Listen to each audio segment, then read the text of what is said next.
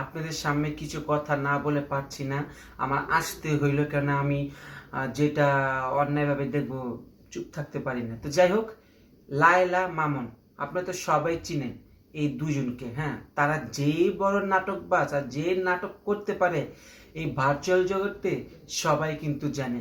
Facebook বলেন, TikTok বলেন, YouTube বলেন, ইনস্টাগ্রাম বলেন, টুইটার বলেন, আরও যা যা অ্যাপস আছে জনপ্রিয়, তারাই কিন্তু এই অ্যাপসের ভিতরে ঢুকে জনপ্রিয় হয়ে গেছে। তো যাই হোক, বেশি কথা বলতে চাই না।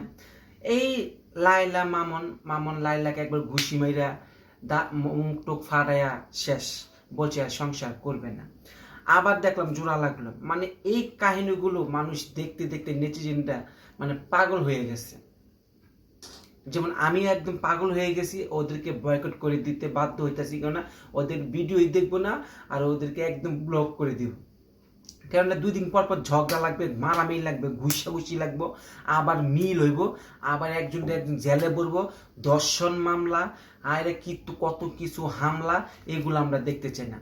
যদি প্রকৃত ভালোই বাসো, তোমরা একসাথে জোড়া পাখি হয়ে যাও, স্বামী স্ত্রীর মতন থাকো, বাচ্চা কাচ্চা নাও, মানুষকে ভালো বিনোদন দাও, মানুষ সেটা দেখবে। যেরকম সুমাইয়া বিপিরা এই সমস্ত ভিডিও করতেছে, সুন্দর সুন্দর কন্টেন্ট করতেছে, বুঝছেন? যাই হোক, সেটা বড় কথা না। আমিও কিন্তু আমার বউলে ভিডিও করি, কিন্তু কোনো অশ্লীল ভিডিও করি না, একজন জেলে ভরি না, ঠিক আছে? স্বামী স্ত্রী হও, ভালোভাবে কন্টেন্ট বানাও, সবাই দেখবে। ওই যে 2 দিন পর পর গুতাগুতি করবা, ফন্দি করবা, কইরা জেলে একজনে ঢুয়াইবো, আবার আইসা আবার দুধ দিয়ে গুছো করবা, আবার 2 দিন পরে মিলে দেবো। এরা মিলে দেবো, এগো কোনো লজ্জা শরম নাই, বুঝছেন?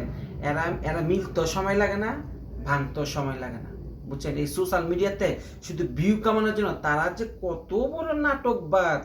এর আগে দেখছেন না লায়লারে ঘুষি দিয়া, মানে শুধু খামা খায় এগুলো মানুষকে, মানে বিরক্তকর ভিডিওগুলো বানায় মানুষকে হয়রানি করে। হ্যাঁ, এগুলো ঠিক না।